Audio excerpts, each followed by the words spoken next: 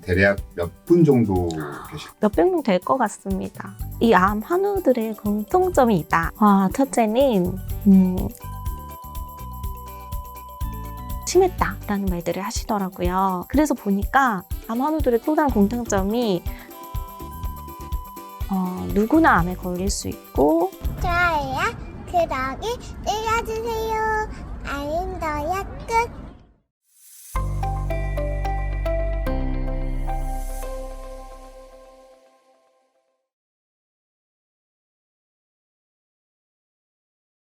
저는 암을 진단받고 나서 인간관계가 아예 바뀌었는데요.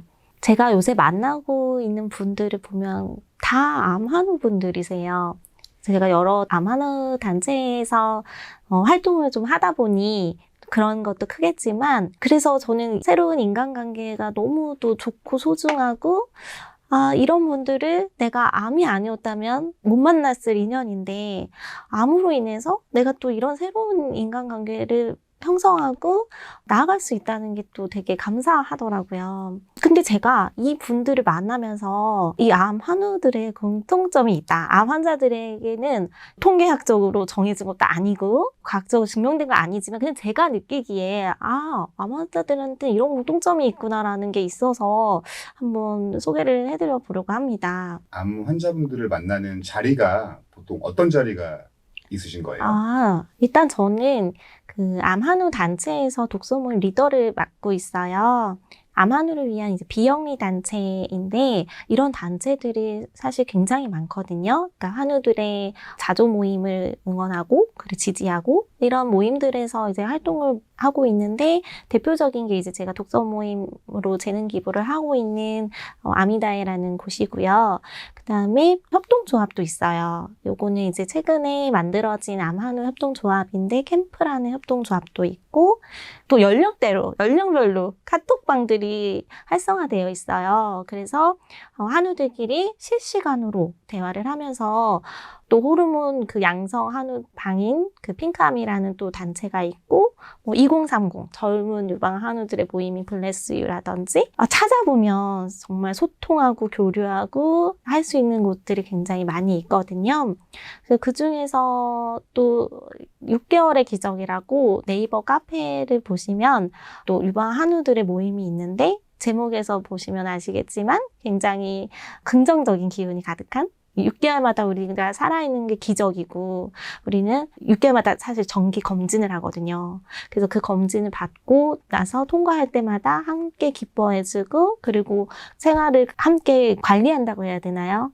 완보 걷기 인증도 하고 식단도 공유하고 그러니까 그런 식으로 암 종에 따라 한우 단체가 다 다르기 때문에 찾아보시면 굉장히 많이 도움이 되실 것 같습니다. 그러면은 대략적으로 작가님께서 만나신 암 환자분들이 대략 몇 분 정도 계실까요? 몇 분 세어본 적은 없는데 제가 이런 멘토로 협회에서 만나신 분들도 계시고 독서 모임으로 정기적으로 보는 분들도 계시고 그리고 또 병원에 한우회가 있거든요. 그래서 이런 병원 한우회도 하다 보면 몇백 명 될 것 같습니다. 그러면 만나신 환자분들의 네. 공통점이 있다면 무엇이 있을까요? 첫째는 스트레스를 많이 받으셨어요. 암 진단 무렵 예전에. 지금은 저처럼 긍정적으로 생각하려고 노력하시고 마음 관리 잘 하셔서 아닌 분도 계지만 대부분이 스트레스가 정말 심했다라는 말들을 하시더라고요. 그런데 우리가 흔히 일반인들은 암 하면은 뭘 떠올리세요? 가장 먼저 원인으로 술, 담배, 비만 이런 거에서 떠올리시잖아요. 근데 실제로 제가 많은 한우분들 중에 술, 담배 하시는 분 없었다 단언할 수는 없겠지만 물론 그런 분들도 계시겠지만 정말 생각보다 많은 분들은 그런 거와 거리가 멀게 술도 잘 안 마시고 담배도 안 피우고 저 역시 태어나서 담배를 펴본 적이 없고 술도 뭐 그렇게 즐기지 않았고 비만도 아니고 그런 애도 불구하고 암에 이제 걸려서 정말 왜 암에 걸렸지? 라고 이제 사람들이 누구나 생각을 한단 말이에요. 암 환자들은. 근데 다들 공통적으로 하는 말은 우리가 스트레스를 많이 받아서 라고들 해요. 그러면 스트레스를 받는 성격이 이제 따로 있나? 저는 이제 이런 궁금증이 생기더라고요.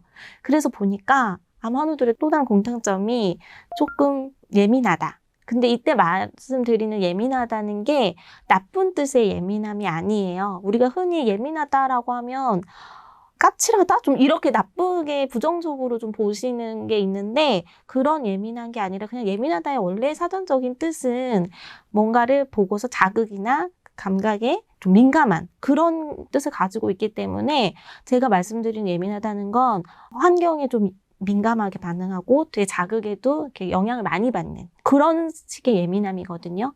근데 암 한우분들이 생각보다 예민한 분들이 되게 많았어요. 아까 독서 모임 한다고 말씀드렸었는데 요새는 예민한 어른들을 위한 책이 또 많이 나와 있거든요. 그래서 제가 이제 예민한 아이에 대한 책을 또 썼기 때문에 예민한 어른들을 위한 책에도 조금 관심이 있어서 그 책을 한번 다룰 기회가 있었는데 정말 너무나 놀랍게도 많은 분들이 예민한 어른이셨더라고요.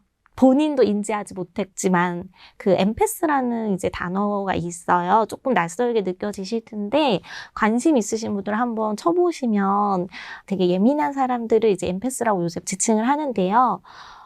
대부분이 그 엠패스 테스트에서 만점 가까이 받으시더라고요. 저도 되게 높게 나왔었고 우리가 몰랐지만 우리는 되게 자극이나 환경이나 주변에 민감한 사람들이었구나를 보고 재미라고 하면 좀 그렇지만 되게 신기했던 경험이 떠올랐거든요. 그래서 그걸 보면 알 수 있듯이 암 환자들이 스트레스에 특히나 좀 취약하거나 환경에 민감하거나 다른 사람의 시선이라든지 타인에게 아주 좀 예민한 촉수로 그런 사람들을 이렇게 대하는 그런 공통점이 또 있었고요. 진짜 이거는 뭐 제가 자랑이라기보다는 착해요. 암 한우들이 착합니다. 남에게 싫은 소리 못하고 거절을 잘 못해요. 그리고 다른 사람이 상처받을까봐 굉장히 신경 쓰고 다른 사람들에게 피해를 안 주려고 하고 그런 성격들이 약간은 본인을 좀 더 힘들게 만드는 경향이 있는 것 같아요. 예를 들어서 자기 표현을 잘하고 자기 감정을 아무렇지 않게 또 표현하시는 분들도 있잖아요.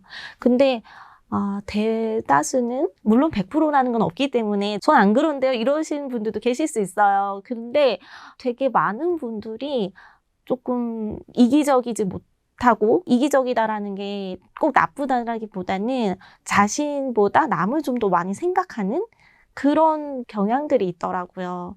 그래서 우리가 흔히 이제 한우분들끼리 만나면 이런 얘기해요. 이제 더는 다른 사람을 위해 살지 말고 나를 위해 살아야 된다. 내가 조금 이기적으로 변해야 된다. 건강하게 살려면 암을 극복하려면 그런 게 필요하다라고 저희끼리 그런 대화를 하거든요. 그래서 공통점이라고 제가 생각한 게 첫 번째 스트레스를 많이 받는다. 두 번째 예민한 성격. 그리고 예민한 기질. 세 번째는 착하다.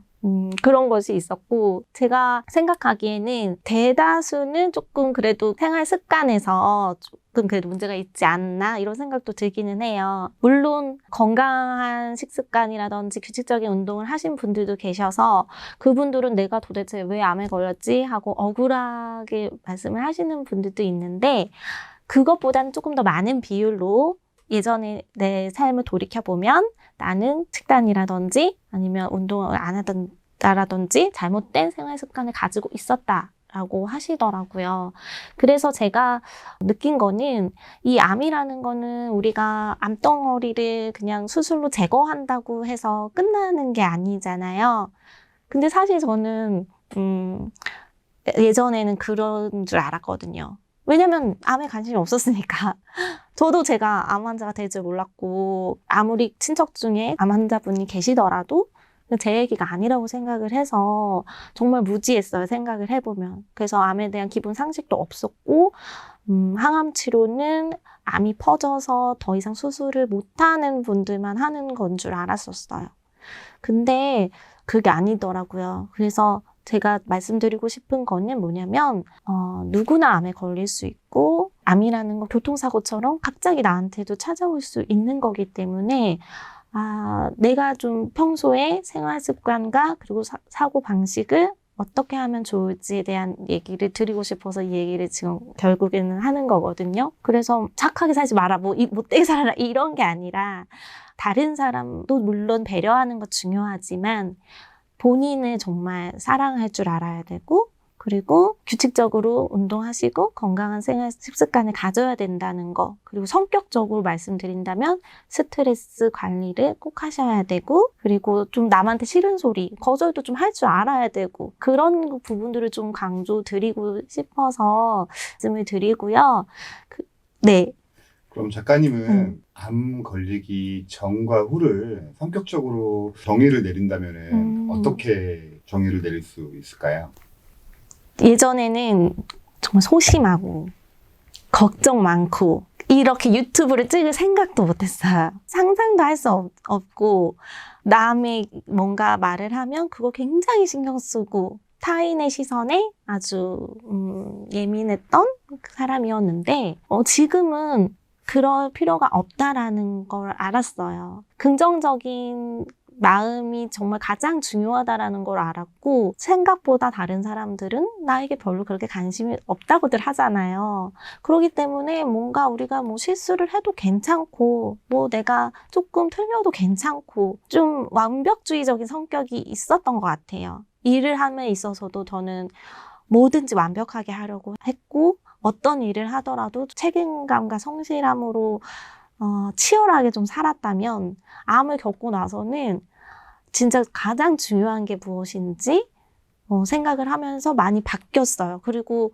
원래 좀 내향적인 성격이었는데 생각하지도 못한 사람들을 만나고 암을 경험하고 나서 유튜브도 찍게 되고 방송에 나가게 되고 이러다 보니까 사실 하고 나면 별거 아니구나 이런 생각? 진짜 좀 더 유연해지고 좀 가벼워진 듯한 그런 느낌이 들어요. 그래서 저는 책에도 썼지만 암이 꼭 나쁜 것만 아니다. 물론 암에 안 걸리는 게 좋겠지만 암으로 인해서 나의 삶이 더 긍정적으로 바뀐 부분들이 너무 많고 그래서 어느 정도 암이 고마운 부분들이 있어요. 이해가 안 되실 수도 있지만 정말 암을 극복하신 분들의 공통적으로 하시는 말씀들이 암에게 고맙다 이거든요.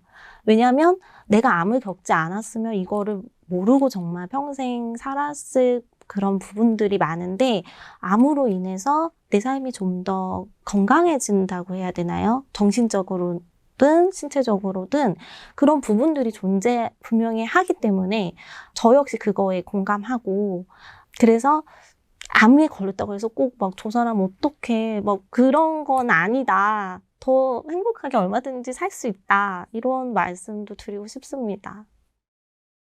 좋아요, 구독이 눌러주세요.